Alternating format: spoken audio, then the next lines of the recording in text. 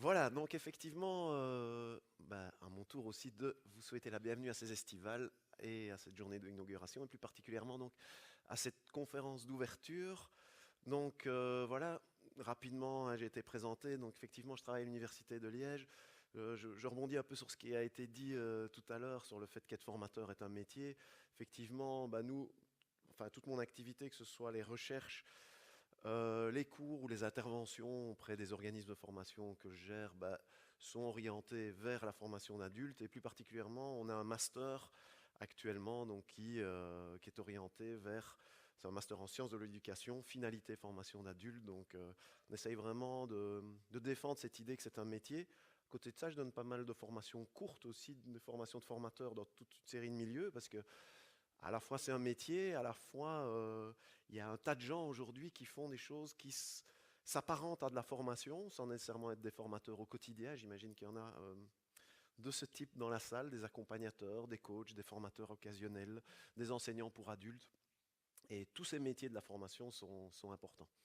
Alors, cette conférence d'ouverture, donc, dans le cadre du thème Défions l'évolution, après discussion avec les organisateurs du forum, et comme ce sont vraiment des formateurs dans l'âme, ils ont dit c'est bien, on va faire une conférence d'ouverture, mais on voudrait que ce ne soit pas qu'une conférence sur l'innovation, mais que ce soit aussi une conférence innovante dans son format. Donc ils m'ont proposé cette formule qui est est-ce qu'on pourrait faire une conférence dont vous êtes, dont le public serait les co-auteurs. Donc à la fois ce sera une conférence, il y aura des aspects que je vais m'employer à vous amener, mais également vous aurez des phases de travail entre vous, et puis tous ensemble aussi. Et donc le double sujet de cette ouverture est le suivant.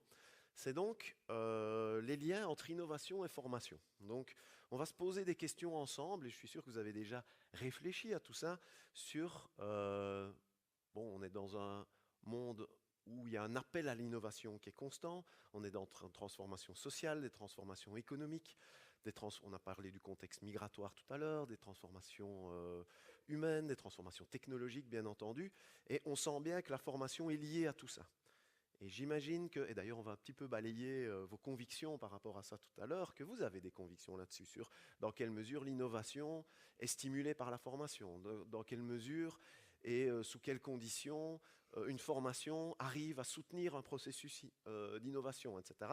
Et donc ce sera le premier sujet, avec pour but de vous amener au deuxième, c'est de se questionner chacun d'entre nous soi-même, c'est-à-dire de se demander quel rôle, moi, en tant que professionnel de la formation, je me vois, quel rôle je me reconnais par rapport à cette notion d'innovation. Qu'est-ce que je fais, qu'est-ce que je voudrais développer.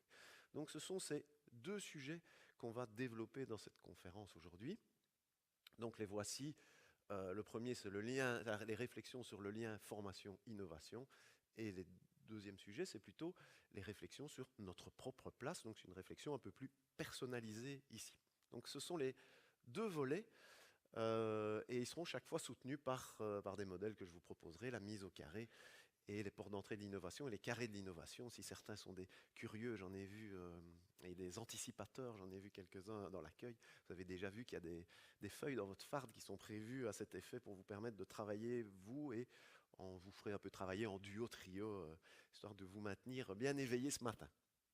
Voilà, donc ça c'est le sujet du jour, c'est comment ça se structure. Vous voyez qu'il y a un petit plus 1, et il y aura un petit plus 1 à la fin. Donc autour de ces deux sujets, je vais quand même faire une petite intro sur quelques lois de l'innovation telles que moi je les ai vécues quand Formaform m'a proposé de faire une conférence différente de d'habitude. Finalement, ils m'ont demandé de faire une innovation, une conférence dont vous êtes les co-auteurs. On ne m'avait pas encore fait cette demande comme ça. Donc j'ai vécu les lois de l'innovation, donc je vais un peu vous expliquer la genèse de la conférence, histoire d'illustrer quelques lois. Et à la fin, le plus un final, je reviendrai sur les questionnaires auxquels un certain nombre d'entre vous ont répondu. Donc voilà, nous voilà au petit bonus, au petit plus un. Voilà, alors quelques mots sur la genèse de cette conférence et quelques lois de l'innovation.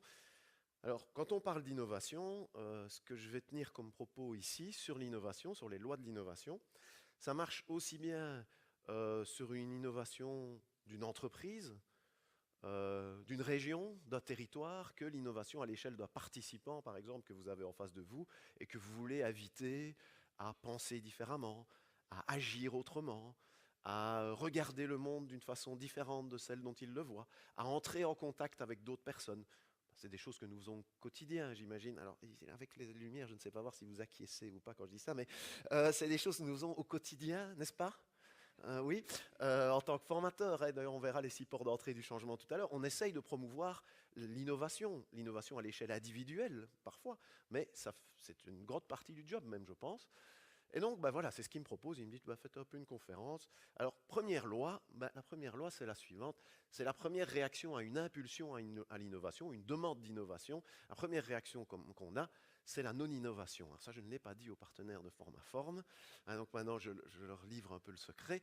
Mais quand ils m'ont dit, faites un peu une conférence, mais différente, innovante, un peu inconsciemment, comme un bon participant à une formation, je me suis dit, oui, oui, ils me demandent une conférence différente, mais je vais un peu faire comme d'habitude. Je vois un peu ce qu'ils veulent, mais des conférences interactives, j'en ai déjà faites.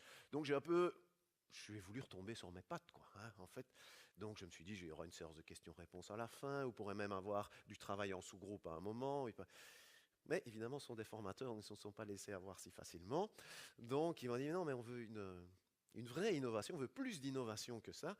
Et je pense que c'est une réaction tout à fait saine, hein, puisque finalement on retombe sur ce qu'on sait bien faire. C'est une des premières lois de l'innovation, et puis je me suis dit, tiens, bah, voilà, tu l'as fait, tu l'as vécu, tu as voulu rentrer dans tes trucs habituels, mais il va falloir un peu plus sortir que d'habitude avec cette conférence dont vous êtes les co-auteurs. Mais ils m'ont quand même réussi à me convaincre grâce à une deuxième loi de l'innovation, et je vais passer par une petite illustration pour vous en parler.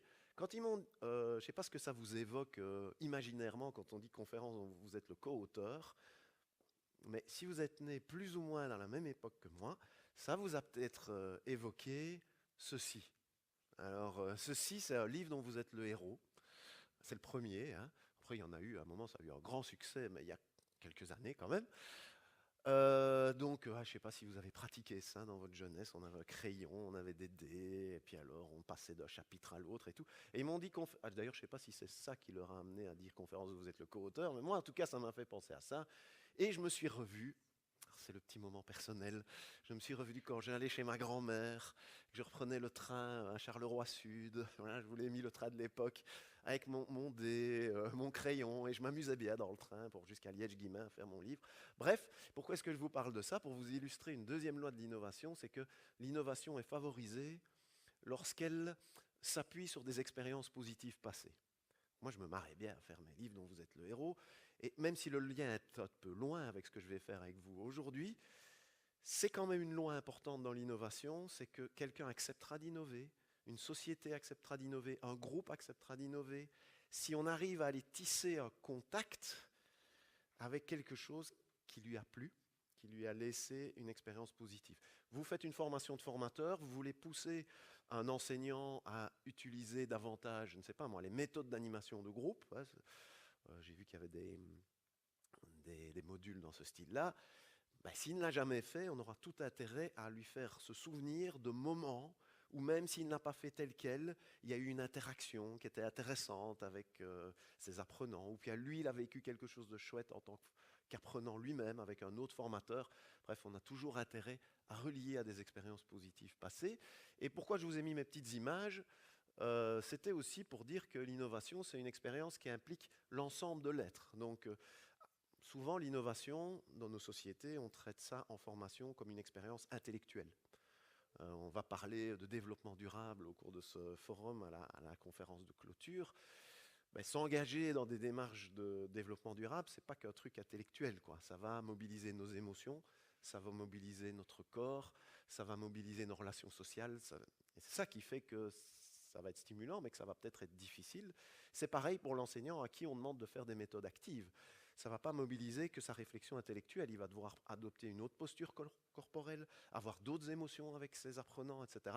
Et ça, c'est un élément auquel il faut tenir compte. Et c'est aussi ça qui m'a habité dans la construction de cette conférence. Et ça peut être un frein ou une aide. Enfin, dernière loi, il y en a d'autres, hein, mais que je voulais illustrer ici, c'est que l'innovation est favorisée lorsqu'il y a un déséquilibre. Alors ce déséquilibre se présente comme ceci, de manière un peu caricaturale. D'habitude, une conférence, c'est transmissif. D'accord? Donc le format classique, surtout vous êtes quand même nombreux, conférence transmissive, alors que l'information en groupe, restreint, hein, j'entends, en groupe de 10, 15 personnes, ou plus encore le coaching, l'accompagnement individuel, le tutorat, sont des formules qui se prêtent davantage à l'interactivité. Et donc, ils m'ont demandé de créer une catégorie, vous voyez peut-être où elle est, c'est cette catégorie-ci. Ils m'ont dit, OK, conférence, mais interactive. Sachant que certaines formations en groupe peuvent être aussi transmissives. Donc il y a une espèce de déséquilibre, et ce déséquilibre, on le résout comment? Par l'innovation. Et c'était cette quatrième loi que je vous ai voulu illustrer, en faisant un petit pont avec ce qu'on va faire après, parce que si vous avez été curieux et impatient, vous avez vu qu'on va faire ce qu'on appelle des mises au carré. Ceci est une première mise au carré, c'est un outil d'innovation, très simple, bon, il est quand même plus sophistiqué qu'il n'apparaît là, mais qui consiste à mettre des choses, de croiser des items que d'habitude on associe.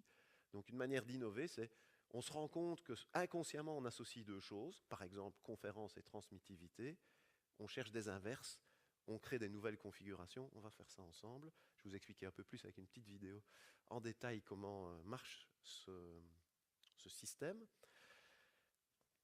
Mais je vais d'abord vous proposer de vous mettre dans un premier temps en action avec la première question, et c'est sur base de ce que vous allez répondre à cette première question que nous allons faire des mises au carré.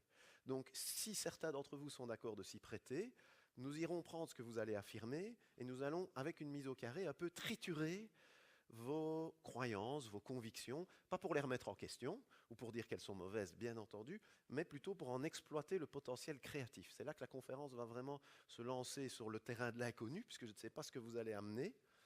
Ça, c'est eux qui l'ont voulu, hein, que ce soit à ce point interactif. Alors, voilà, j'espère que ça va bien marcher. C'est le suspense. Donc, moi, j'avais un formateur systémicien qui disait, pour moi, une intervention, ce n'est pas aider les autres, c'est me mettre dans un bateau avec eux, c'est retirer le bouchon qu'il y a dans le fond du bateau, c'est le laisser couler et essayer tous ensemble de ramer. Donc, c'est ce qu'on va faire. Voilà. C'est une belle vision de la systémique. Voilà. Alors, si vous regardez dans votre petit dossier, vous avez cette page-ci au début, et donc où est reprise cette question que je vais vous mettre en plus grand. Quelles sont mes réflexions, mes convictions, mes croyances, mes représentations, mes opinions, bref, qu'est-ce que vous auriez envie d'affirmer? Alors, chaque fois, il y a deux formulations complémentaires, une dans votre papier, une à l'écran, sur les liens entre formation et innovation, ou sur le formateur-acteur de l'innovation. Les deux vont bien. Donc, je vous propose dans un premier temps un travail individuel. Peut-être faites deux phrases, ça serait déjà bien. Deux affirmations que vous auriez envie de faire par rapport à ça. Et après, je vous proposerai d'échanger ça avec votre voisin, voir un peu si vous avez le même genre de truc. Et puis, on fera un travail collectif ensemble. Et puis, vous y reviendrez après. Est-ce que c'est clair pour vous? J'ai été suffisamment explicite avec la consigne? Oui? Voilà. Deux phrases, deux affirmations, trois si vous êtes très inspiré par rapport à cette question. Voilà. Ok, alors, vous allez avoir l'occasion de revenir dessus. Bon, c'est important, hein, ce que vous avez écrit, très probablement, parce que je pense que tout le monde ici dans la salle dira que c'est important d'être un acteur de l'innovation. Et on s'engage dans l'innovation avec des croyances, avec des convictions, etc., telles que vous les avez transcrites. Et c'est sans doute parce qu'elles vous touchent comme ça. Alors je ne sais pas si dans votre échange en duo, vous vous êtes dit que c'était fort similaire ou si vous retrouviez bien dans ce que l'autre disait ou pas, si c'était assez différent. Ce qu'on va essayer de faire maintenant, donc, c'est faire de la mise au carré avec ça, qui est vraiment un outil moi, que j'utilise au quotidien pour stimuler ma créativité, pour essayer d'être innovateur ou pour aider des personnes à réfléchir à leurs propres innovations. Donc c'est un outil de formateur aussi, ce n'est pas juste à mon service à moi. Et on va voir si ça va marcher avec ce que vous avez écrit. Normalement, c'est une méthode qui se veut universelle, donc ça devrait. Donc en fait, vous avez compris hein, le principe de base. Normalement, dans ce que vous avez écrit, il y a très probablement des liaisons entre des éléments, qu'on va dire un élément A, et un autre élément qui est un élément B. Vous liez des phénomènes entre eux, vous associez des choses pour dire qu'elles se ressemblent, qu'elles vont ensemble, qu'il y a cause à effet, etc. Et on va triturer ça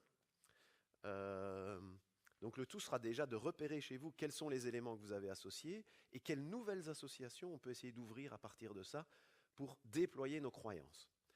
Alors, on le fera ensemble, mais je vous montre d'abord une petite vidéo qui vous explique le principe de la mise au carré.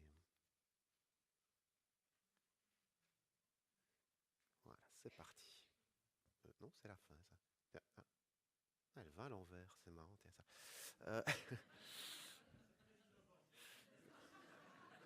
Voilà, là c'est... voilà, par exemple, moi je fais une association, une vidéo marche bien à l'endroit, mais non, pas nécessairement. Voilà, voilà, voilà.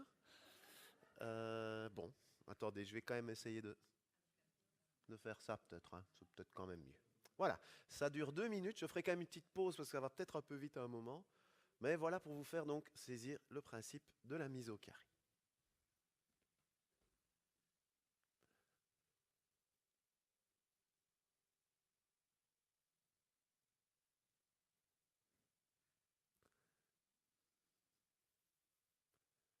Donc, normalement, c'est simple, efficace et utilisable en toutes circonstances, y compris les conversations entre amis, surtout même. Voilà, donc nous lions des éléments entre eux sans nous en rendre compte, parfois sciemment, parfois pas. Et donc l'enjeu, on va essayer de repérer des liaisons, on va trouver les inverses de chaque élément, et puis on va faire un carré. Donc, alors attendez, là, je fais une toute petite pause. Euh, on a mis ça au niveau enfant pour cette présentation-ci, mais en fait, à la base, c'est quelque chose qu'on a entendu en formation. Donc, ça tombe bien pour vous. C'est quelqu'un qui nous dit, ben voilà, moi, vous savez, j'encourage beaucoup mes participants, je leur donne confiance, quoi. Ok, donc nous repérons une association chez ce formateur, encourager, donner confiance. On peut être d'accord a priori, hein, ça ne semble pas choquant comme affirmation, mais faisons le petit travail de mise au carré dessus quand même. Et voilà ce que ça va donner. Donc un élément 1, il faut encourager. 2, pour donner confiance. Ici, c'est une liaison de type cause à effet, ce n'est pas toujours le cas, mais c'est le cas. Donc l'inverse de encourager, c'est ne pas encourager. De donner confiance, c'est ne pas donner confiance. Et voici donc le carré. Et là, je vais m'arrêter dessus une fois qu'il sera complètement fait. Et voici les 4 possibilités. Alors, en case 1, on appelle ça par, je vais dire, convention, la case 1, on a toujours le discours initial, ce que la personne nous a dit. Encourager les enfants, c'est leur, excusez pour le S, c'est leur donner confiance. Bon, c'est le discours initial, ça paraît évident. Ici, dans ce type de matrice, parce qu'elle se présente toujours comme ça, mais il y a des logiques de construction différentes, mais je ne rentrerai pas là-dedans aujourd'hui. Ça a été développé dans l'ouvrage de référence que vous avez vu. Dans ce type de carré, ici on a l'inverse. Donc si la personne pense qu'encourager c'est donner confiance, elle pense probablement, mais il faudrait vérifier, elle n'a pas dit que ne pas encourager, ce serait ne pas donner confiance. Et ce qui est intéressant avec ce formateur à travailler ou avec ce parent, c'est de réfléchir aux 2 autres cases. Est-ce que parfois quand on donne confiance, est-ce que parfois ne pas encourager donne quand même confiance? Est-ce qu'on peut donner confiance sans encourager? Oui, comment? Pardon? Je n'ai pas entendu. En observant, oui, avec peut-être un regard bienveillant, un regard encourageant, oui. Hmm? Par l'auto-évaluation, en lui permettant lui-même d'apprécier ses propres progrès. Moi, je ne dis rien, mais il a des outils pour se dire, ah ouais, je progresse, je deviens meilleur. Certainement. Vous disiez quelque chose par ici, je pense? Non? Oui? Non? D'autres idées? Comment est-ce que je peux donner confiance à quelqu'un sans l'encourager? En le laissant faire en toute autonomie, et si possible dans des situations où il va s'en sortir, hein, situation gratifiante, oui, oui, vous vouliez dire? Oui, c'est-à-dire? Vous pensez à quoi? Mhm. Alors en jouant subtilement sur les interdits qu'on va laisser transgresser ou pas, oui. Ah voilà, peut-être c'est pas moi non plus qui dois encourager, c'est peut-être, etc. Vous voyez donc, en fait, cette personne, si elle nous dit, moi j'encourage pour donner confiance, on comprend que pour elle, donner confiance, c'est important. Et quelque part, elle a associé, d'ailleurs, la première personne, enfin la personne dont on a tiré cet exemple, nous a vraiment présenté ça même comme des synonymes. Elle nous a dit, sa phrase n'était pas tout à fait celle-là, c'était moi j'aime bien d'encourager et de donner confiance, quoi. Et c'était pareil pour elle. Et là, du coup, avec ce truc-là, ben, on commence à se dire, ah oui, mais tiens, il y a plein d'autres manières de donner confiance qu'encourager. Donc, on ne remet pas en cause son idée initiale. Évidemment qu'on peut donner confiance en encourageant, heureusement. Mais il y a d'autres manières. Et on attire aussi son attention sur cette véritable déception qui est l'inverse. Parce que vous voyez que si cette case-là existe, celle-là aussi, à savoir encourager, on peut encourager sans donner confiance. Le résultat d'un encouragement est parfois l'inverse. Vous voyez dans quel cas? J'encourage, mais ça ne donne pas confiance. Parfois même pire, ça fait perdre confiance. Voilà, l'objectif est trop élevé. Je lui dis, allez, vas-y, tu vas y arriver, hein, tu vois bien que... Et bam, il se plante lamentablement. L'encouragement n'est pas super productif, quoi, hein, que du contraire. D'autres idées? Oui, des encouragements qui ne sont pas personnalisés. Bah si, allez, tout le monde peut le faire, hein, ça, allez, vas-y. C'est quand même pas difficile de planter un clou, hein. Il y a toujours un bricoleur pour vous dire ça quand vous bricolez et que vous ne savez pas bricoler. Par exemple, dans mon cas, voilà, c'est pas difficile, hein. Il suffit d'un peu le vouloir, hein. Je vous dis pas comme ça, donne confiance. Bon, bon j'y suis habitué hein, maintenant. Voilà, alors, ben voilà, je crois que vous avez déjà ressorti pas mal. Ici, dans ce cas-ci, il y a une critique constructive et un moment de créativité. Bon, c'est pas toujours comme ça. Donc voilà, dans la critique constructive, la déception, ben, vous avez fait ressortir si les encouragements ne sont pas sincères, s'ils sont trop génériques ou trop impersonnels, c'est ce que vous avez dit, etc. Vous avez dit d'autres choses. Mais on peut aussi encourager, donner confiance sans encourager, en offrant un environnement stimulant, vous l'avez dit, en permettant de mesurer soi-même ses succès, etc. Toutes les autres choses que vous avez dites aussi. Oui, bon, ça, c'est un peu le but. Alors, il y a 5 grandes intentions. Je vais m'arrêter un instant sur cette dernière image. Ça peut me servir à approfondir le raisonnement de quelqu'un, voir quels sont les liens qu'il fait entre les éléments. C'est un peu ce que vous avez commencé à faire en partageant. Je peux parfois contester un point de vue avec ça. Si vous voulez, je vous montrerai des campagnes de pub qui se servent de ça pour remettre en question des choses. Mais pour prendre juste un bête exemple, j'ai entendu il y a quelques jours la campagne de Colruyt. Il n'y a pas que les beaux jours qu'on peut faire des barbecues. Hein, je sais pas si vous avez déjà entendu ça. Bon, on voit bien un peu le but, hein, c'est de vendre de la viande, même pour le moment. Ben voilà, ils se sont dit, ah, beau jour, barbecue. Les gens d'habitude associent beau jour et barbecue, mais il y a aussi les jours. Et ben, il n'y a pas que les beaux jours qu'on peut faire des barbecues. Voyez, donc, je peux vous montrer des campagnes qui sont basées là-dessus. Ça peut aider à prendre des décisions. Par exemple, comment je vais réussir à bien encourager ce participant grâce à cette mise au carré. Je ne vais rien lui dire, je vais plutôt lui faire un environnement stimulant. Ça peut nous aider à améliorer notre action et on s'en sert parfois comme un outil de médiation, mais ce n'est pas le but ici. Voilà, donc, si je quitte cette petite animation sur Powtoon, voici donc le principe de base. Vous avez dans votre farde un tableau vierge comme celui-là. Vous pouvez le prendre si vous voulez.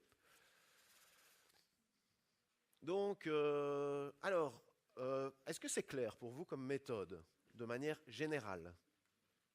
Ou est-ce que vous avez envie de réagir ou des questions ou quelque chose comme ça? Est-ce que vous avez besoin d'un exemple supplémentaire? On fait un test pour voir si on est capable de retracer un raisonnement a posteriori. Bon, j'avais 2 pubs.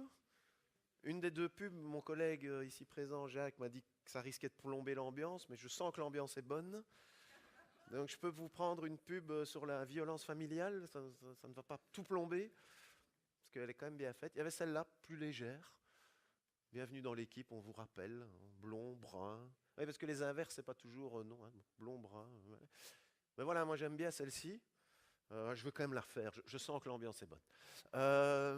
Voilà, c'est la campagne viril mais pas violent.be d'Amnesty International.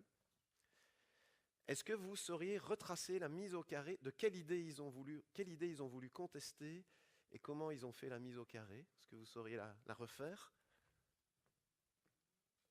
Quels seraient les termes du carré?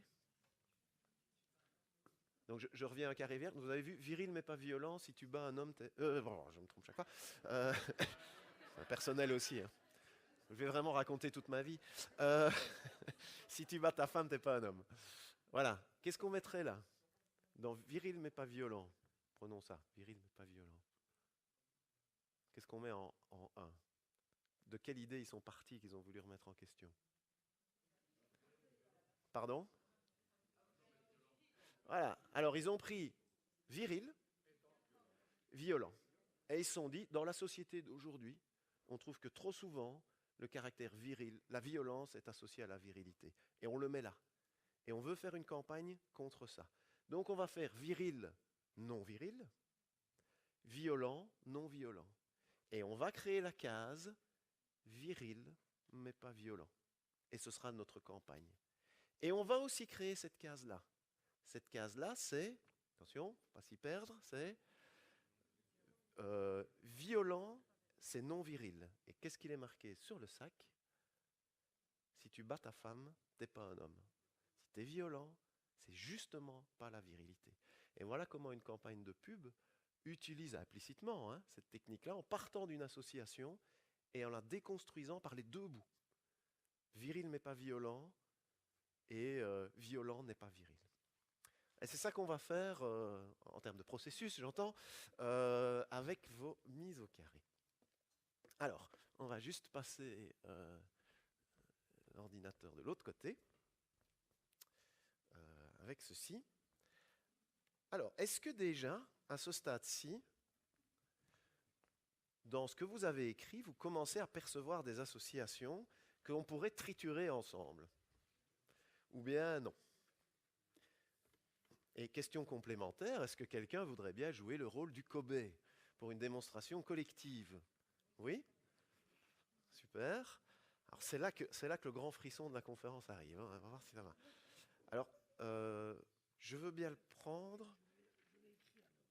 Ou, ou alors, ce que je veux bien, c'est juste l'intitulé de base, et puis on va discuter tous ensemble des mises au carré possibles dessus. Mais je vais le prendre parce que vous pouvez me le donner, oui. On va le faire ensemble après. Oui. Je peux? Je lis la première. Je vais quand même la lire parce que si j'ai pas le support visuel, c'est difficile pour moi. Alors, je vous lis l'affirmation de monsieur, donc on peut le mettre dans la case 1A. Pour innover en formation, c'est comment votre prénom? L'affirmation d'Alexandre. Pour innover en formation,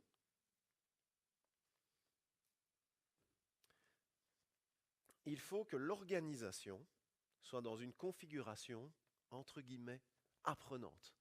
Pour innover en formation, il faut que l'organisation soit dans une configuration, entre guillemets, apprenante. C'est bien ça?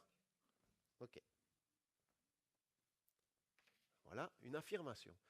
Ce que je comprends là derrière, Alexandre, vous me confirmez ou infirmez par rapport, quand vous dites pour innover en formation, donc si je comprends bien ce que vous dites, c'est pour que le formateur puisse se permettre d'innover, il faut qu'il soit dans un contexte qui lui-même est innovant ou est pro-innovation, quelque chose comme ça. D'accord. Alors qu'est-ce qu'on mettrait bien en A et B?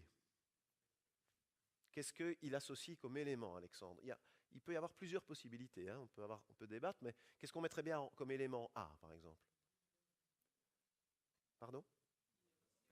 Oui, alors on va dire l'élément A, c'est innover en formation. D'accord? Pour que je puisse innover en formation. Donc l'élément A, alors là, il faudrait le mettre idéalement ici.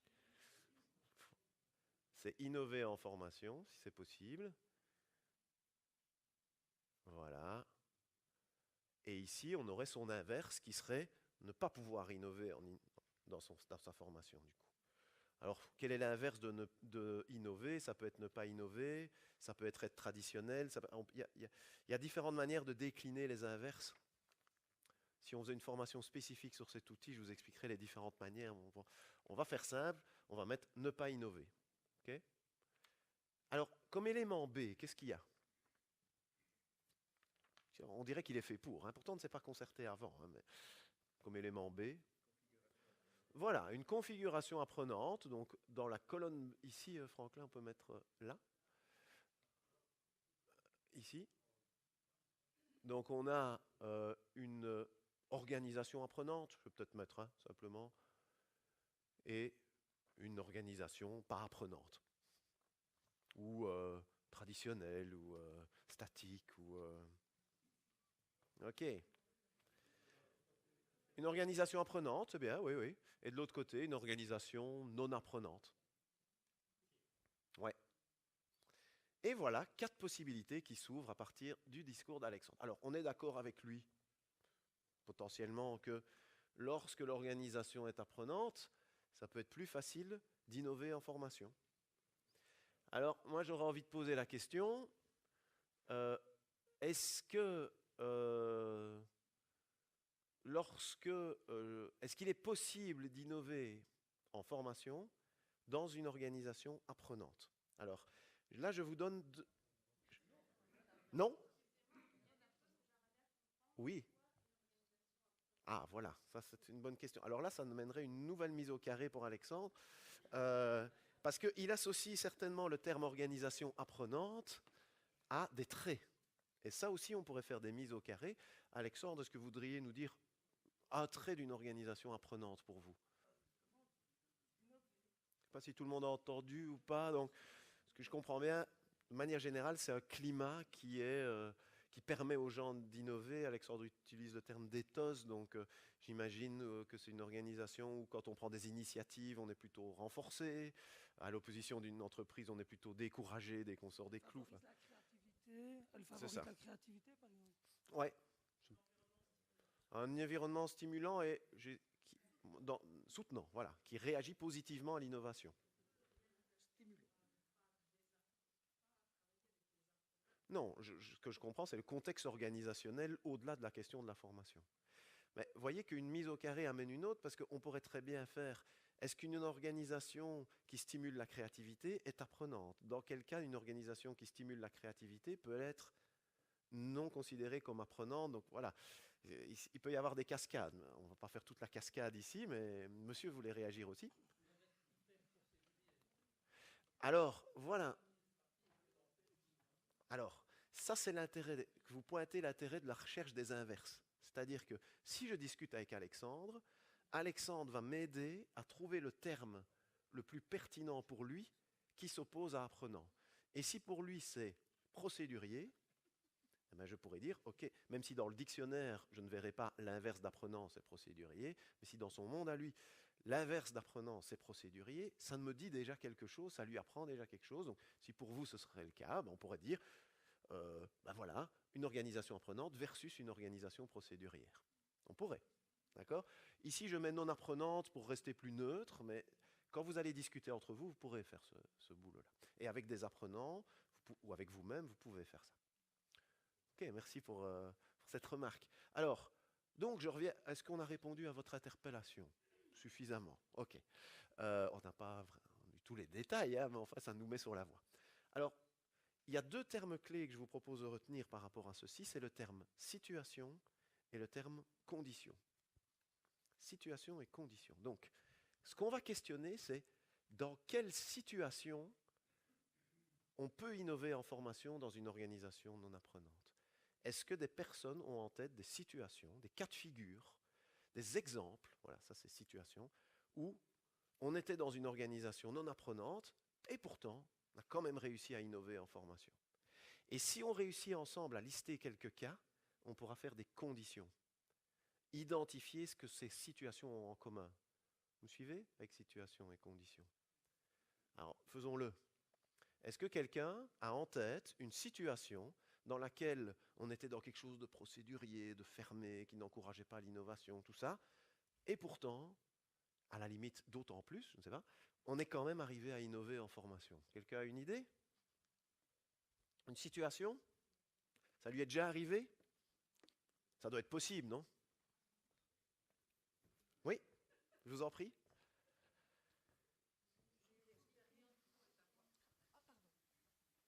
Ah, pardon. Faut appuyer ou... Allez-y. Hein. J'ai eu l'expérience dans une institution Ok. où bon, c'était assez fermé au changement, à l'amélioration, je veux dire ça comme ça. Ouais. Donc des personnes habituées à faire les choses depuis toujours, hein. Mhm. Et puis en arrivant, moi je suis comptable de profession et donc très informatique aussi. Et donc j'ai remarqué que pas mal de personnes utilisaient très peu l'informatique, c'était encore beaucoup de choses sur papier. Mhm. Et donc j'ai voulu amener ces idées, mais enfin pourquoi ne pas travailler sur informatique, faire des choses en Excel, en Word, etc. Il ne faut pas toujours tout recommencer. Et bien là, effectivement, on se retrouve alors dans un premier temps, à un mur, parce que en général, les personnes ont peur du changement, Ouais. ont peur probablement peut-être d'un certain contrôle, ont peur peut-être de perdre leur position aussi à un certain moment, parce qu'on améliore un peu trop les choses. Mais à un certain moment, euh, mon expérience, c'est que je me suis mise auprès d'une personne et j'ai fait un tableur, un fichier Excel avec elle. On dit, tiens, voilà, c'est très simple, il suffit de compléter ça tout simplement. Et finalement, l'idée est passée très souplement par la suite parce qu'ils se sont rendus compte qu'effectivement, dans leur privé, ça les arrangeait aussi. Ok. Alors, ce qu'on peut faire, hein, on va encore rester un instant, mais ce que je proposais à Franck là, s'il veut bien, c'est mettre simplement situation, on va appeler ça, on va appeler comment cette situation pour qu'on la retienne ensemble, on va lui donner un petit nom. Bah, institution, je sais pas, Qu'est-ce que vous lui donneriez comme petit nom c'était dans une maison de repos. Maison de repos, ok. Maison de repos, situation, maison de repos, ok. Donc Oui, la situation, votre prénom c'est comment? Martine. Que Martine nous présente, c'est la situation qu'on va appeler entre nous de la maison de repos. Oui. Est-ce qu'on peut mettre, alors il faudrait la faire décrire plus avant, mais ce qui serait intéressant, ce serait d'identifier les conditions. Donc on peut mettre conditions en se demandant qu'est-ce qui fait que ça ait quand même passé de manière souple, comme vous avez dit. Donc est-ce que vous êtes en mesure d'identifier ici les conditions qui ont fait que ça a quand même marché cette case 2, c'est-à-dire qu'on a quand même pu innover de manière souple, alors qu'on est dans un truc un peu sclérosé, un peu peut-être procédurier, comme vous disiez. Comment ça se fait? Mon avis, c'est mon avis évidemment. J'ai pu remarquer que les personnes qui ne sont pas habituées à utiliser quelconque outil, ici on parle d'outils informatiques, hein, Oui.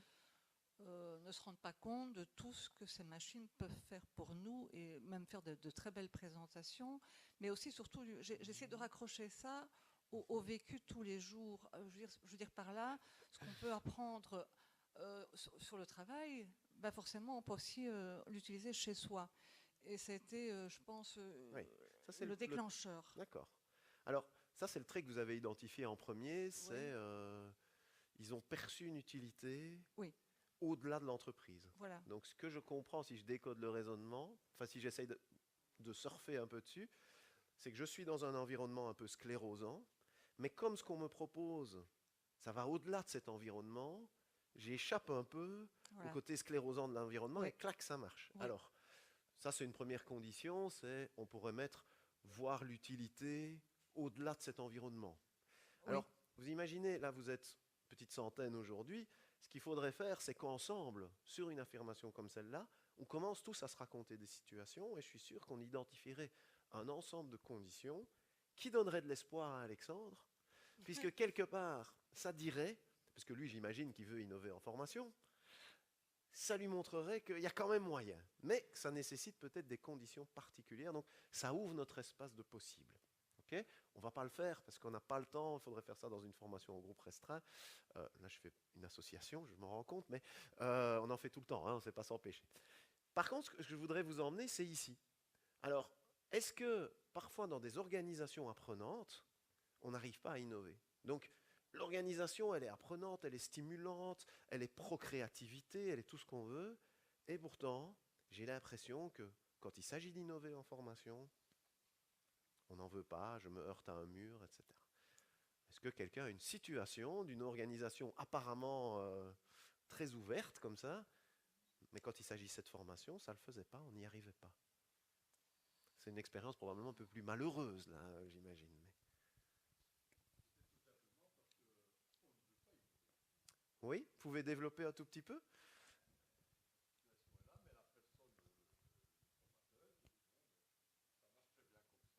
Ok,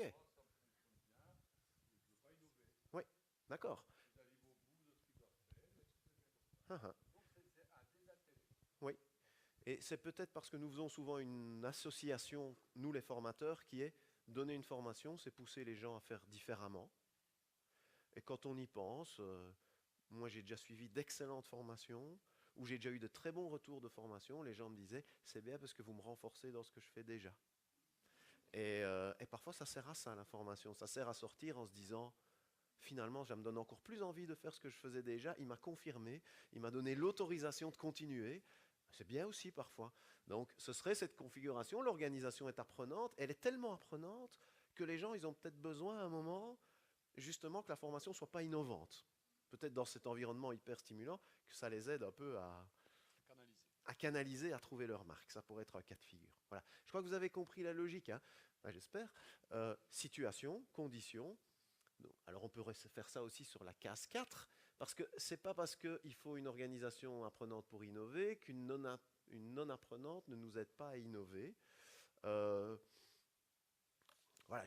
peut-être c'est pas utile que je fasse tous les détails avec vous de ça. Qu'est-ce que vous en pensez à ce stade-ci par rapport au fonctionnement du mécanisme? Je ne parlerai pas par rapport à l'affirmation d'Alexandre, qui lui appartient et qu'on aurait sûrement tous plaisir à discuter, mais par rapport au fonctionnement de ce système. Est-ce que, pour vous, vous vous sentez prêt à le faire sur vos affirmations, par exemple? Merci, Alexandre.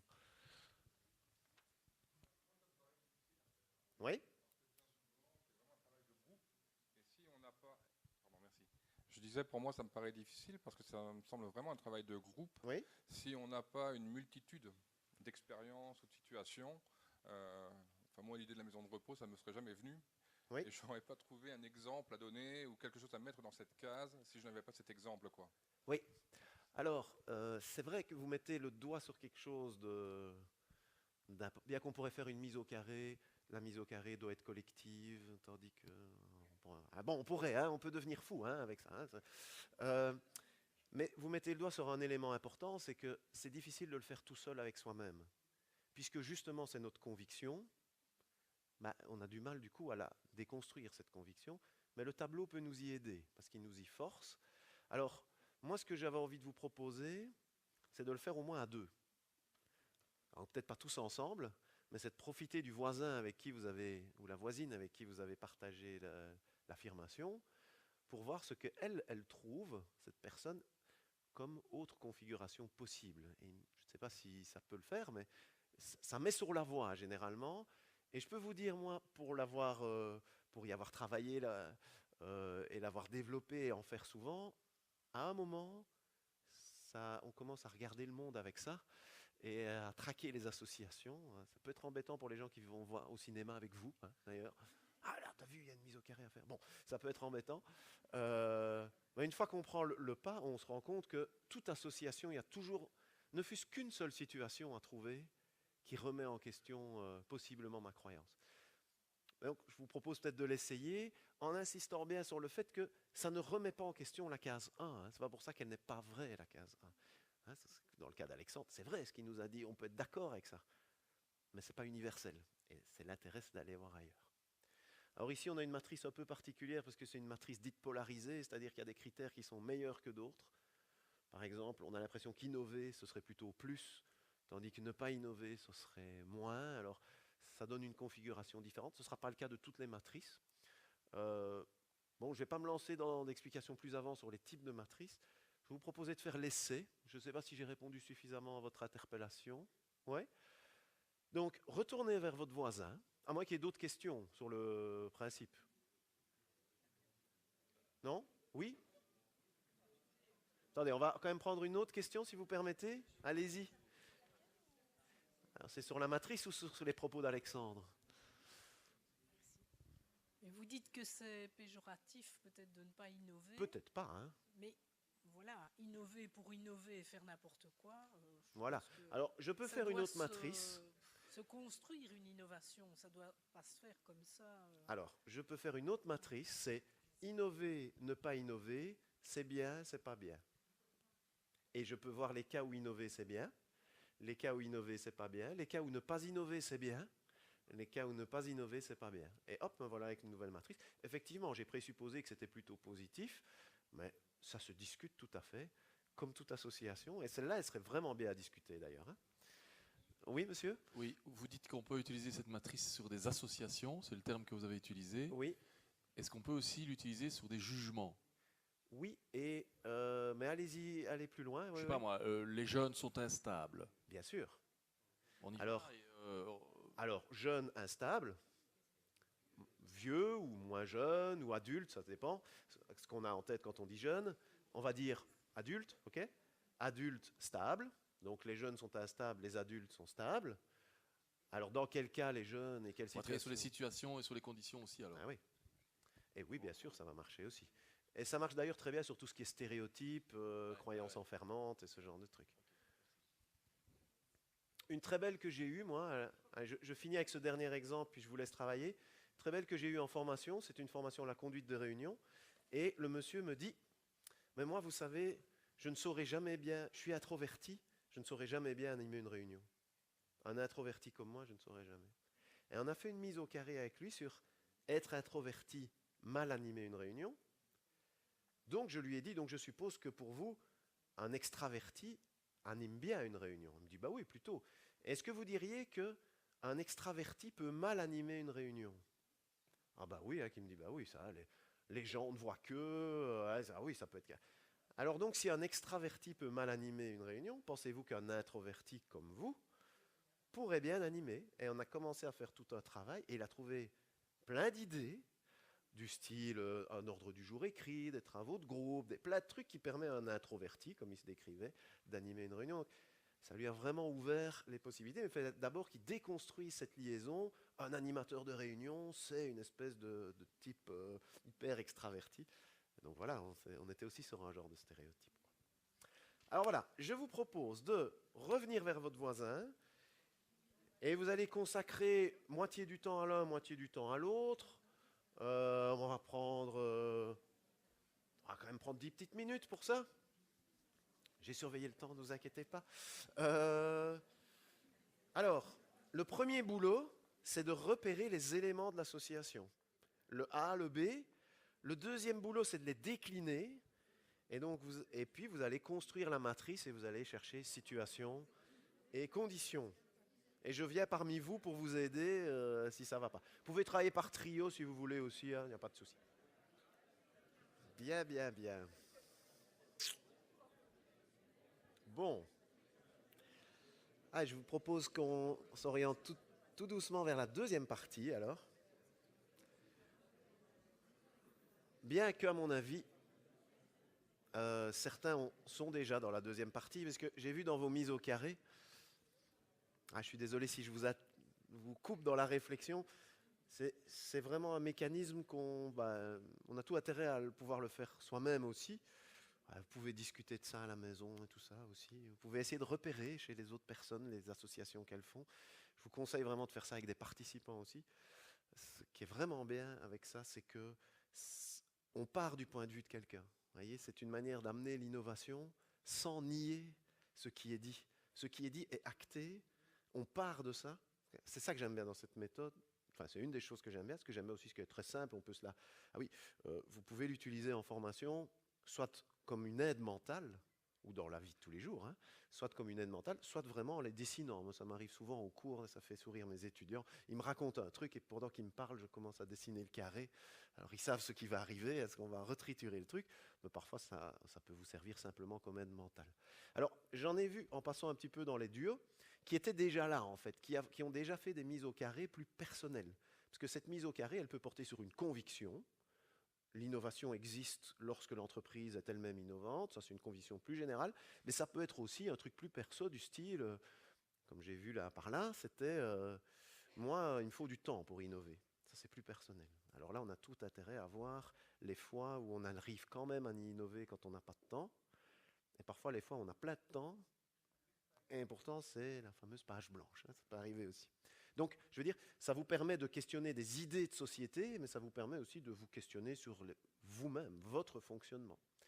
Et donc, c'est là que ça nous amène tout doucement à la deuxième partie, ou même résolument à la deuxième partie de cette conférence, c'est vous faire réfléchir plus individuellement. Et là, je fais l'inverse de tout à l'heure, je commence d'emblée par la question que vous retrouvez aussi dans votre dossier, parce que je sens que vous êtes chaud pour travailler. Donc, voilà, quand vous pensez à vous, imaginons que dans une soirée, quelqu'un vous dit « Oui, mais toi, tu es formateur, coach, accompagnateur, professionnel de la formation, mais en quoi participes-tu à l'innovation? Déjà, c'est une drôle de soirée si quelqu'un vous pose cette question-là. Hein. Bon. Mais on ne sait jamais. On ne sait jamais, il faut quand même se préparer à toute éventualité. Plutôt début de soirée, ce genre de questions, normalement, si on veut bien répondre. Voilà. Blague à part, qu'est-ce que vous répondriez à ça si on vous demandait, tiens, mais toi, en quoi tu es un acteur de l'innovation en formation? En quoi êtes-vous, chacun d'entre vous? C'est quoi la touch que vous amenez? C'est quoi l'élément qui fait que vous vous identifiez comme un acteur de l'innovation? C'est à cette question que je vous propose de réfléchir. Normalement, vous avez la question qui est reprise également dans votre dossier. Elle se présente comme ceci. Elle est associée avec un petit feuillet agrafé. Et elle est formulée de manière différente ici, un petit peu. En quoi puis-je me voir comme un acteur, une actrice de l'innovation dans mon action de formateur, formatrice? J'entends formateur au sens large, hein, évidemment, ici, en tant que professionnel de la formation. C'est bon comme question? Suffisamment clair pour vous? On ne fera plus des mises au carré là-dessus, hein, on fera autre chose. Voilà, je vous laisse, comme tout à l'heure, écrire quelques idées et les partager après avec votre voisin, votre voisine. Et si on a le temps, j'ai 2 modèles à vous proposer. Sinon, on n'en fera qu'un. Voilà, alors, un petit modèle ici pour inviter à regarder ce que vous avez écrit, voir où vous vous situez et envisager de vous situer ailleurs éventuellement si vous le souhaitez. Quand on pense à l'innovation en formation, il y a 4 grands lieux dans lesquels on peut innover, 4 grands domaines dans lesquels on peut être un acteur de l'innovation. Le premier, c'est par rapport aux individus auxquels on s'adresse. Donc c'est toutes les personnes parmi vous qui ont répondu des items autour de... Donc qui ont répondu dans la soirée en disant « Oui, mais moi, tu sais, je suis un acteur de l'innovation parce que je m'adresse à des publics qui sont généralement pas touchés.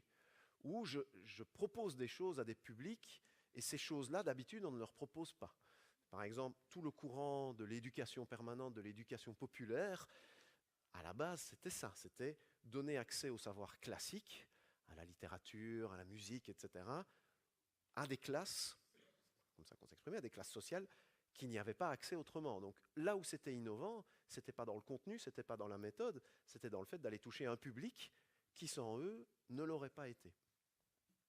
Il y a une dizaine d'années, je donnais beaucoup de formations dans une ASBL qui proposait des formations à l'adresse, justement, peut-être cette sensibilité-là qui m'a amené à montrer la campagne d'Amnesty International d'hommes violents sur la scène familiale. Clairement, c'était des gens, c'était leur première formation de leur vie et peut-être la dernière, on touchait un public d'habitude pas touché. C'était en ça qu'on était innovant. Alors, deuxième angle de l'innovation, et à mon avis, il doit y en avoir un certain nombre parmi vous, c'est ceux qui ont plutôt répondu en termes de dispositifs, méthodes, techniques, outils. Donc, qui ont dit, moi, ce en quoi je suis innovant, c'est parce que je crée des dispositifs inédits.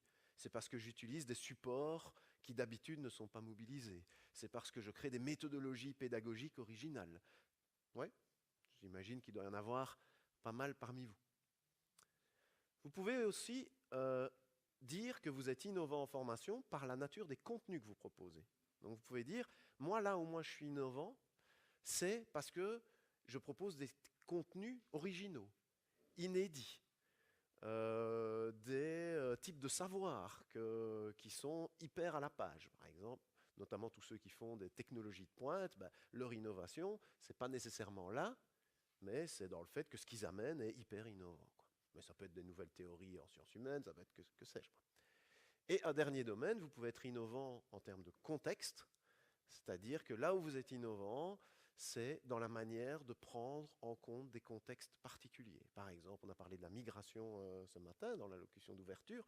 Bon, voilà, je propose des choses qui tiennent compte du contexte migratoire actuel, et qui soutiennent les politiques qui visent à favoriser, mettons, l'alphabétisation de migrants qui arrivent, etc. Donc je suis non pas innovant dans la manière de le faire, non pas à qui je m'adresse, d'autres le font aussi, mais non pas dans mes contenus, mais dans la manière de tenir compte du contexte de ces personnes ou de contexte belge, etc. Alors, on fait un petit sondage juste pour voir, à la main levée, individu, des items qui traitent de l'individu, levez la main pour voir. Ok. Ouais, quand même. Qui traitent du dispositif. Plus nombreux. Des contenus particuliers. Ok. Et des manières d'intervenir en contexte particulier. Ok, il y a de tout. Alors, ce qui devient intéressant avec ce genre de modèle, c'est deux choses. La première, c'est de voir où on est et de se dire, c'est chouette, moi je suis là, mais c'est éventuellement de se dire, tiens, est-ce que je dois aller ailleurs ou est-ce que je pourrais enrichir? Et la deuxième chose, c'est de lier les choses deux par deux. Parce qu'on va décliner 6 processus qui lient les choses deux par deux. Alors, je leur ai donné un petit nom à chacun. On peut discuter du nom, hein, mais là, j'appelle ça le processus d'animation. C'est le formateur qui est innovant dans sa manière de réfléchir quel dispositif je vais faire en fonction des gens que j'ai en face de moi. Il est très attentif à son public, il est très attentif à comment il va s'y prendre avec ce public-là, et donc c'est le côté animateur du formateur, c'est le côté qualité de l'animation. Ici, c'est plutôt celui qui va se dire, compte tenu du contexte, qu'est-ce qu'il faudrait mettre en place? C'est parfois des formateurs, je ne sais pas s'il y en a parmi vous, mais des gens qui ne vont pas au contact du public, qui ne sont pas des formateurs dits en salle, mais qui sont plutôt des concepteurs de ressources et qui réfléchissent avec tel genre de public, il faudrait mettre en place tel genre de dispositif. Il y en a parmi vous, des formateurs qui ne sont pas au contact du public, mais qui conçoivent des dispositifs, qui mettent en place des méthodos. Il y en a? Ouais. Voilà. En Belgique, c'est moins répandu qu'en France, où il y a vraiment les deux métiers qui existent. Hein. Il y a ce qu'on appelle les ingénieurs de formation et il y a les formateurs pédagogiques. Voilà. C'est le processus d'ingénierie. Bien sûr, c'est ça que je veux dire. En Belgique, quand on fait ça, on fait souvent ça aussi. Alors, il y a aussi ceux qui font de l'implémentation, c'est-à-dire ceux qui se disent quel contenu il faudrait dans tel contexte. Je vais vous prendre un petit exemple que je vis pour le moment. Il y a un monsieur qui, nous l'avons appelé Pierre, puisqu'il s'appelle Pierre, qui s'occupe de formation pour des informaticiens. Et il vient me trouver en me disant, voilà, moi avec les informaticiens, les développeurs, je connais très bien le contexte de l'informatique et je sais ce qu'il leur faut comme contenu dans leur formation, en sciences humaines en l'occurrence. Et donc, moi ce que j'aimerais bien, c'est que tu viennes animer des séminaires pour moi, et on va discuter ensemble de comment on va faire. Mais moi, je ne veux pas aller animer ça. Je ne veux pas être en face d'eux, ce n'est pas mon job, ce n'est pas ce que j'aime faire. Donc toi, tu vas faire ça, ça, on va le faire ensemble, on va réfléchir à ce qu'on va leur donner. Moi, je t'amène ma connaissance du contexte et les contenus qu'il faut faire, et toi, tu vas venir faire ça, et on va créer une complémentarité, parce que bien sûr, être un pro des 6 processus, c'est un peu difficile. Donc il y a une idée d'équipe là derrière aussi. Ici, j'ai mis l'idée de transmission. C'est simplement, ce qui ne veut pas dire que la méthode doit être transmissive, mais c'est réfléchir avec les individus que j'ai en face de moi, quel contenu je dois choisir. Ça, c'est le processus de transmission. C'est important aussi. Et je peux être innovant là-dedans. Tiens, avec ces individus-là, personne n'avait jamais pensé à leur apprendre ça. Alors, encore 2 autres processus. Comment est-ce que j'apprends? Je vais aider la personne à en faire quelque chose de bien dans son contexte. Par exemple, les informaticiens, je vais leur apprendre, mettons, une méthode de gestion de groupe. Si je suis un super animateur, c'est chouette parce qu'ils vont vraiment bien aimer, ça va vraiment être adapté. Mais si je suis un bon accompagnateur, je vais en plus les aider à réfléchir sur comment ils vont faire ça sur le terrain. Mais il faut un peu que je connaisse leur contexte alors. Et enfin, ce qu'on appelle la didactique classiquement, c'est quel dispositif faut-il construire pour transmettre tel contenu? Alors, voilà, moi, quand on m'a proposé la conférence aujourd'hui, j'ai essayé de me poser un peu toutes ces questions-là. Donc, j'ai essayé de me renseigner avec les gens de Formaform. C'est quoi le contexte de Formaform? C'est qui les gens que je vais avoir en face de moi? Ils m'ont demandé de faire une innovation. J'ai essayé d'être un peu innovant sur le dispositif. C'est pas fini, hein, il y a encore des surprises. Bon, innovant, comme me disait mon collègue, une innovation absolue dans une conférence, c'est difficile. Il m'a dit, si, tu aurais pu égorger un poulet sur scène, ça aurait été innovant, mais peut-être moins utile. Bon, c'est son exemple. Il est là, hein, si vous voulez en discuter avec lui. Voilà. J'ai essayé aussi d'être innovant sur le contenu. Je me suis dit, tiens, la mise au carré, c'est quand même des formateurs, l'innovation, ils doivent connaître. Il faut peut-être amener un modèle qui est suffisamment récent. Je pense que personne n'en avait entendu parler, ou alors c'est que vraiment il y a une super diffusion. Oui, non? Non, hein? Bon. Voilà, donc en fait, on essaye de réfléchir un peu à tous ces processus. Donc voilà, ça c'est une réflexion que vous pourriez avoir sur où vous situez. Est-ce que vous êtes en mesure de voir où vous êtes avec vos réponses? Ou pas? Dites-moi un peu. Est-ce qu'il vous manque éventuellement? Est-ce que éventuellement ça peut expliquer quand certaines innovations ne vont pas jusqu'au bout? Il manquait peut-être un bout. Oui, non? Vous retrouvez partout? C'est magnifique. Alors, parfois un formateur se retrouve partout, parfois c'est une équipe. Hein, c'est une manière de concevoir aussi les ressources d'une équipe de formateurs, de réfléchir comme ça. Des gens qui sont très centrés public, des gens centrés dispo, des gens centrés contexte, qui connaissent bien le contexte, des gens centrés contenu. Si je veux être innovant, j'ai souvent besoin des quatre. Oui, oui. Alors, c'est dur de faire les quatre. Par exemple, quand je disais la musique classique proposée au public populaire, dans l'éducation populaire, voilà, le contenu n'était pas du tout innovant. Et ce qui était original, c'était de le proposer à ces individus-là. Et pour ce faire, on a dû créer des dispositifs qui étaient un peu différents, puisque justement, l'école, ça ne marchait pas. Et donc, vous voyez que parfois, on n'est pas obligé d'innover sur les 4 points. Hein. Parfois, un seul des points, c'est utile.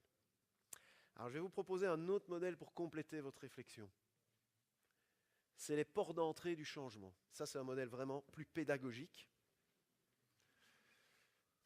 Les ports d'entrée de l'innovation. Si je veux amener un système à innover, et là, je vous invite encore à lire ce que vous avez mis et à le relier.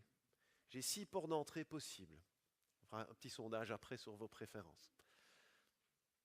Première conviction que vous pouvez avoir, c'est, moi je trouve qu'on amène une innovation, on amène les gens à innover, on amène une entreprise à innover quand on leur amène de nouvelles connaissances, de nouveaux savoirs, des nouvelles informations, des trucs qu'ils ne savaient pas avant et que grâce à moi maintenant ils savent. Et généralement ça prend la forme de cours, de conférences, ce genre de trucs. L'école est fort basée sur ce présupposé. Hein. 90% du travail scolaire est basé sur l'idée que apprendre, c'est apprendre des nouvelles informations. Allez, 70%, allez. Deuxième porte d'entrée de l'innovation, c'est de se dire plutôt, moi je pense qu'on aide les gens à innover lorsqu'on les aide, lorsqu'on leur amène non pas de l'information, mais une autre manière de regarder les choses, d'autres grilles de lecture, d'autres façons de regarder le réel. Ça, c'est une approche différente et on va trouver tout ce qui est grille d'observation, tout ce qui est étude de cas, tout ce genre de choses. Il y en a qui vous diront, non, moi je pense que ce qui fait vraiment changer les gens, c'est de les faire agir différemment. Un jeu de rôle, une mise en situation. Et évidemment, en agissant différemment, c'est un système. Hein. Ils vont percevoir les choses différemment puisqu'ils agissent différemment. Ils vont avoir de nouvelles connaissances qui vont arriver. Mais moi, j'aime bien d'entrer par cette porte-là, vous diront certains. J'aime bien te faire agir différemment. On peut aussi vous dire, non, ce que je pense, c'est que les gens deviennent différents lorsqu'ils changent leur relation sociale, lorsqu'ils parlent avec d'autres gens, lorsqu'ils vont à la rencontre de personnes avec lesquelles ils ne sont pas en contact d'habitude, lorsqu'ils communiquent différemment avec autrui. Remarquez que ça va ensemble. Hein.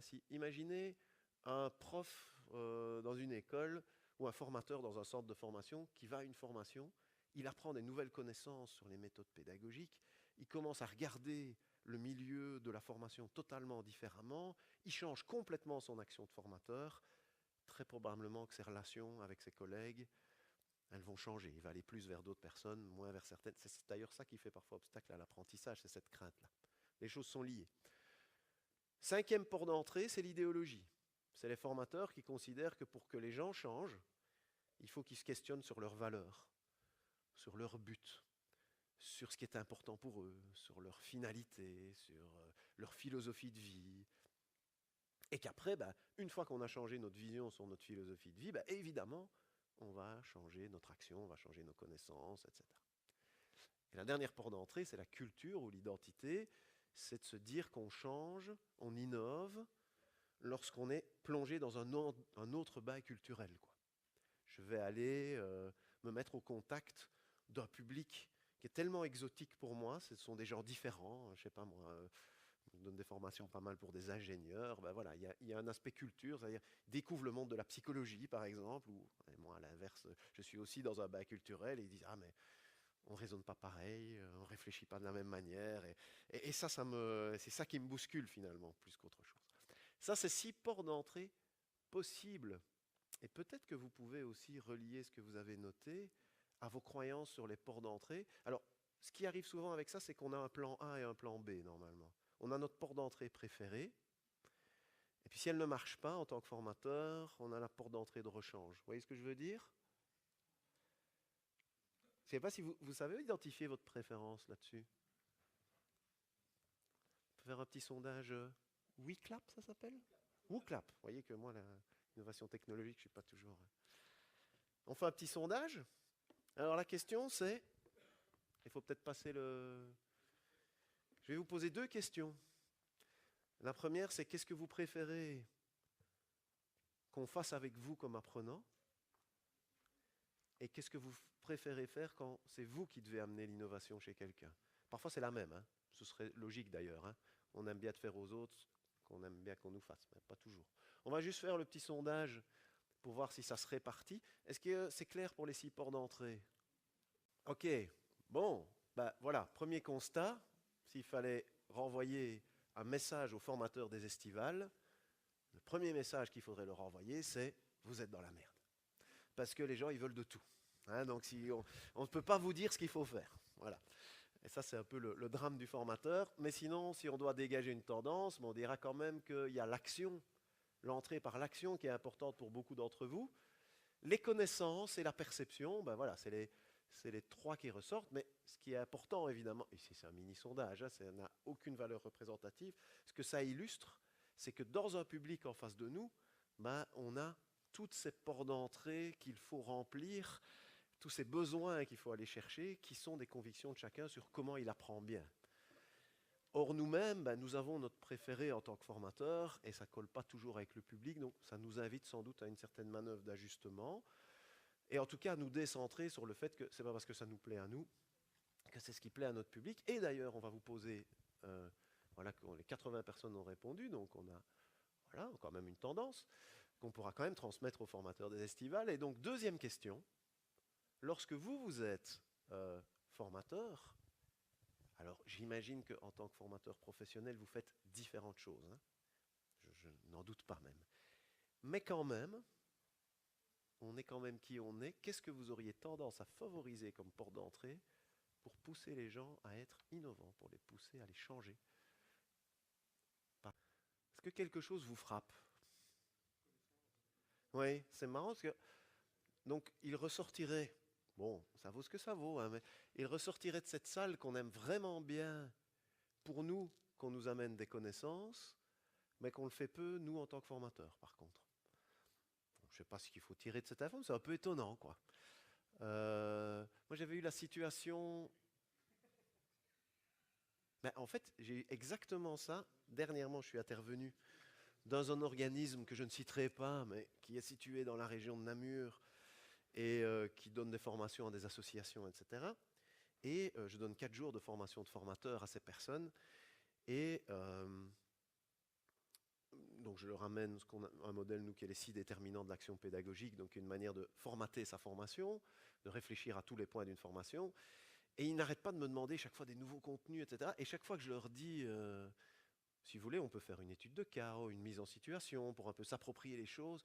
Oui, mais encore un autre contenu, encore un autre contenu. Et à un moment, j'ai dit, mais c'est quand même bizarre. Si je ne me trompe, vous faites que de la pédagogie active, vous, non? Avec vos publics. Et vous voulez jamais que j'en fasse avec vous? Oui, mais c'est pas pareil. Hein, ça, c'est... Oui, c'est vrai, mais c'est nos publics, quoi. Et ben voilà, c'est un peu la même chose ici, je crois. C'est que ici, par contre, il y a une grosse porte d'entrée action qui est beaucoup plus importante finalement que ce que vous appréciez. Alors est-ce que le public est différent ou est-ce que nos convictions d'apprenants et de formateurs ne sont pas tout à fait pareilles? Voilà, ça peut inviter à la réflexion en tout cas. Alors on voit que l'idéologie et la culture, vous aimez encore bien aussi pour vous, mais pas trop comme formateur. c'est peut-être un peu glissant, évidemment, comme approche. Hein. Dans les deux cas.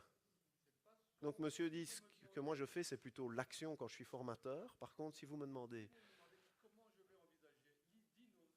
Ah, ah. Ah, ah. C'est plutôt ça qui vous aidera. Ah, ah. Ah, ah. Tout à fait.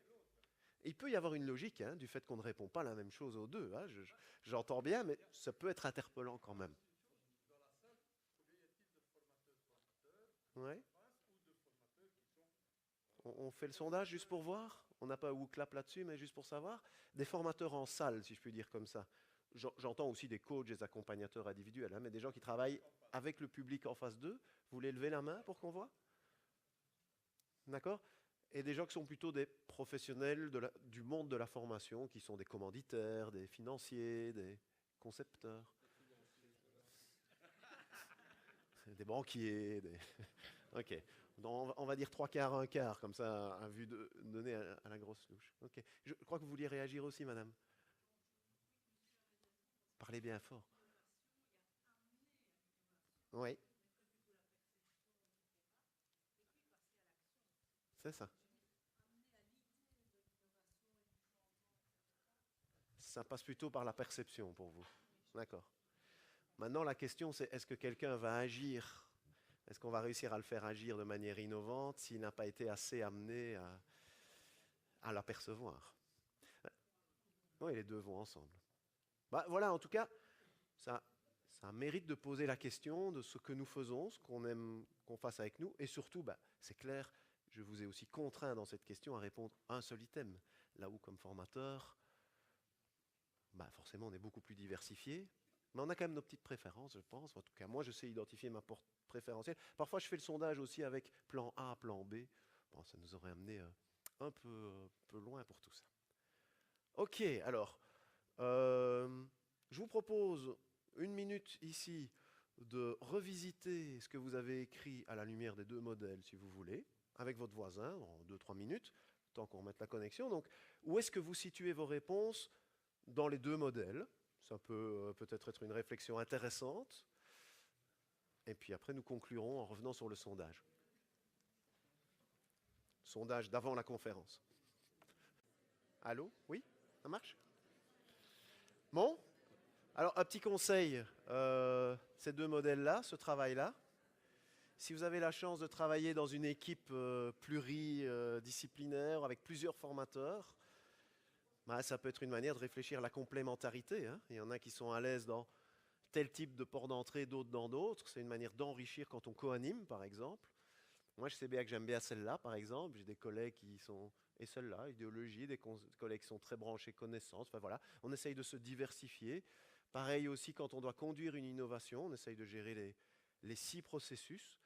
Alors voilà, on n'est pas des êtres surhumains, donc c'est bien de pouvoir de prendre du recul avec ça et aussi de travailler à plusieurs. Alors je conclus avec le petit retour sur le questionnaire de manière assez, je vais dire, brève et simple. La première, il y avait des questions ouvertes et des questions fermées, si vous vous souvenez. Qui a répondu au questionnaire ici dans la salle? Ok. Est-ce que tout le monde l'a vu, sinon? Tout le monde l'a vu passer? Donc il y avait des questions fermées. Et simplement, les questions fermées, j'ai envie de les renvoyer vers la première partie de la conférence ici, c'est-à-dire la deuxième partie ici, c'est-à-dire les ports d'entrée et le carré de l'innovation.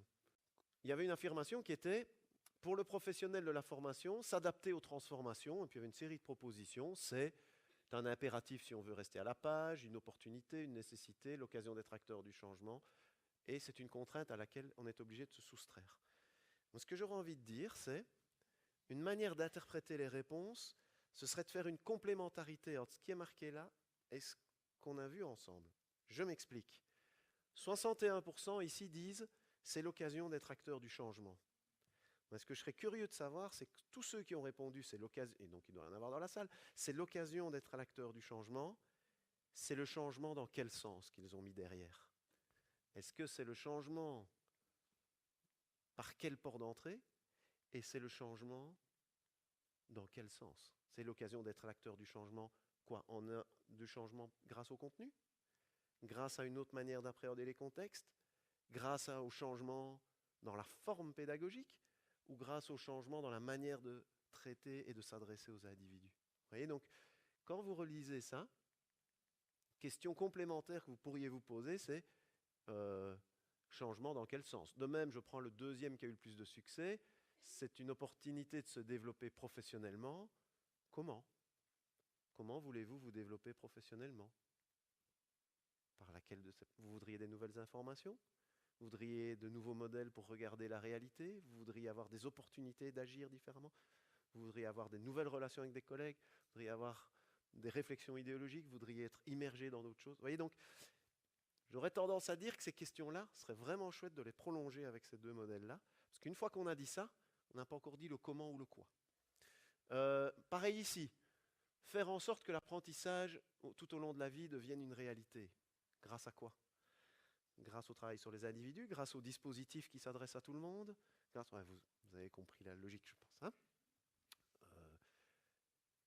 Alors ici, on voit plus clairement peut-être le carré de l'innovation se dessiner. Quand on vous a demandé les 3 transformations qui impactent les professionnels, les 2 premières, usage du numérique et modalités d'apprentissage et de communication, ça touche assez bien. Dans mon carré, vous diriez quoi pour voir? Le dispositif. L'apprentissage tout au long de la vie, la diversité, le développement des compétences, l'apprentissage tout au long de la vie, ça toucherait quoi ça, si je reviens à ça? Oui, on est dans le contexte de l'apprentissage tout au long de la vie, c'est un contexte idéologique, c'est un contexte politique, donc on parlerait plutôt de ça. Et la diversité des publics, la précarisation des publics, les individus. Donc, quelque part, on pourrait relire ces transformations auxquelles on est impacté aux divers pôles et auxquelles on doit répondre. Ça, c'était pour les questions fermées. Maintenant, il y avait des questions ouvertes. Vous avez répondu plein de choses. Alors, on ne va pas le faire maintenant, mais qu'est-ce qu'on pourrait faire avec toutes vos affirmations? Bien évidemment, que pourrait-on faire? Des mises au carré, évidemment. Alors, on pourrait toutes les soumettre à la mise au carré. Alors, j'en ai plusieurs pages, des comme ça. Alors, on va faire un truc au hasard. 1, 2, 3, 4, 5, 6, 7. J'en ai 7. Un chiffre de 1 à 7. 3. 1, 2, 3. Alors, il y en a 1, 2, 3, 4, 5, 6. Un chiffre de 1 à 6. 6, 3. Alors, comme ça, j'ai le choix. Je vais entendre celle qui me convient le mieux. Prenons... Oui, je vais prendre la 3, elle est plus courte. Voilà, il y a ça. Donc c'est le hasard, on est d'accord. Utiliser les meilleurs outils disponibles sur le marché pour optimaliser nos formations et être attentif aux besoins de la société. Donc ça veut dire, être un professionnel, c'est faire ça. Vous voyez la mise au carré qu'on peut faire? Est-ce qu'on peut être un professionnel et ne pas être un professionnel? Ou être un mauvais professionnel, je ne sais pas. Est-ce que utiliser les meilleurs outils disponibles sur le marché, est-ce que d'office ça fait de nous un bon professionnel? Sûrement, mais est-ce qu'il y a peut-être des gens qui utilisent les meilleurs outils disponibles sur le marché en formant comme des pieds? Ça doit exister. Bon, c'est un peu la fascination technologique, ça, qu'on pourrait appeler ça. Est-ce qu'on peut être un super formateur sans utiliser les meilleurs outils aussi? Vous voyez? Bon, alors, je ne sais pas si la personne qui a écrit ça est dans la salle, peut-être? Faites-vous voir. C'est vous? Non? Oui, il n'est pas là? Faut pas vous... C'est pas grave, c'est bien aussi. Bien entendu, c'est vrai aussi, mais je vous amène simplement à réfléchir au fait que, voilà, toutes ces affirmations-là, l'intérêt, c'est de les triturer, puisque le but ici, c'est ça, c'est d'être un bon professionnel de la formation. Les items, ce sont toujours que des moyens dans l'histoire. Voilà, j'espère que tout ceci prépare bien vos estivales. Donc, je vous souhaite de bonnes estivales. Et que ça a aidé un peu. Le but, c'est de lancer les estivales, c'est d'amener un questionnement, à remuer un peu les idées, à proposer quelques modèles qui auront pu vous être utiles. Donc, merci pour votre attention. On peut encore discuter éventuellement. Merci.